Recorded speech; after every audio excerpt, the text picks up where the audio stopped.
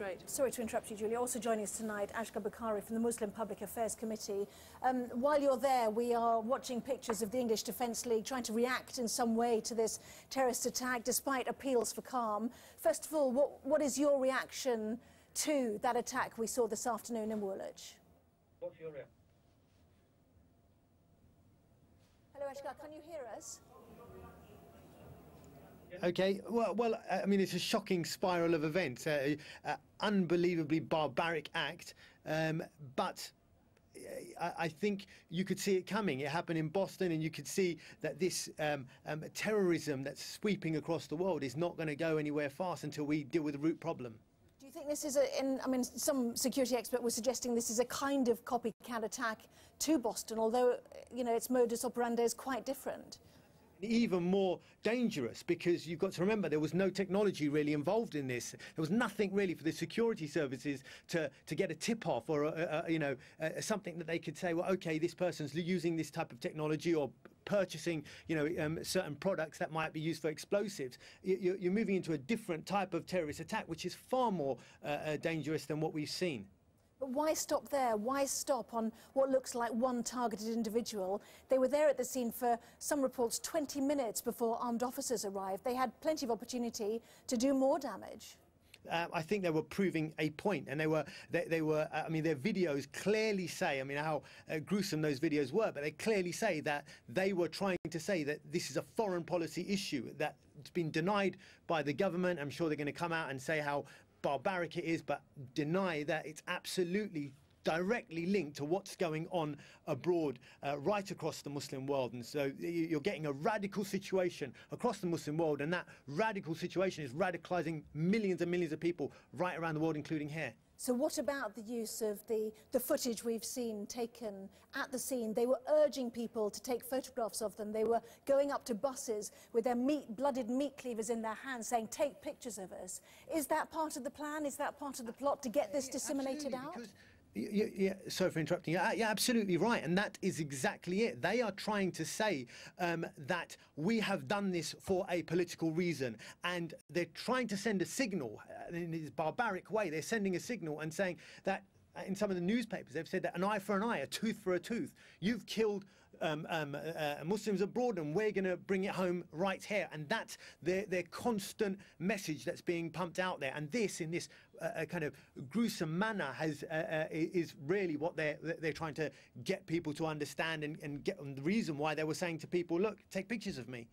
More police officers arriving at the scene in Woolwich while you talk to us. But if we take a look, if we can, at some of the newspapers as well, there it is, in stark contrast, the picture of that man. People described him as the taller one in the beanie, who came towards the cameras and shouted, as you said, an eye for an eye, a tooth for a tooth, which is the front of the Daily Telegraph.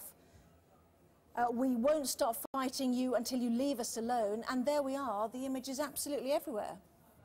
Absolutely, and that's the point they're driving at, and sadly, it's absolutely true. This isn't the end of it. This is just going to continue, bubble on and continue until two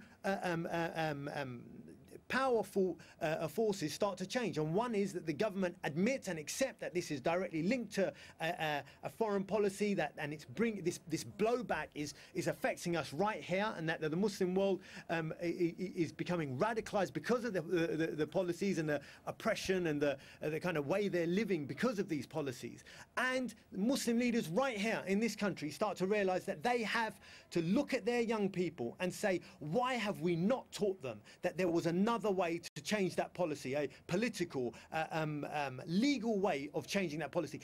There's two failures. The government have denied it all the way through. They've acted tough and said that, it's really barbaric. Well, we know it's barbaric. Okay. Tell us something we don't know. Yeah. And the Muslim leaders have just condemned it. Well, big deal. They always come and condemn it. What have they done? OK, Stig, you wanted to come in. Well, I just think it's really dangerous. I mean, I agree with the final points you're making. The danger is when you dignify an act like this by suggesting that there's a sort of a legitimate political angle that they're even able to pursue. This is a guy who has got the blood of a 20-year-old man who has no policy role in this country, who has joined the army for whatever reason, perhaps to be with his friends, perhaps because he wants to represent his country. And you have a guy who's standing there with the blood reeking of another human being. And I think once you start trying to place over it a framework of politics, even though there may be legitimate debates on it, you actually dignify something which should be reflected upon as what it is, which is the craven act of murder of someone who had absolutely no role to play in policymaking in this country. Asghar's talking, let's listen. So, sorry, forgive me, to respond to that.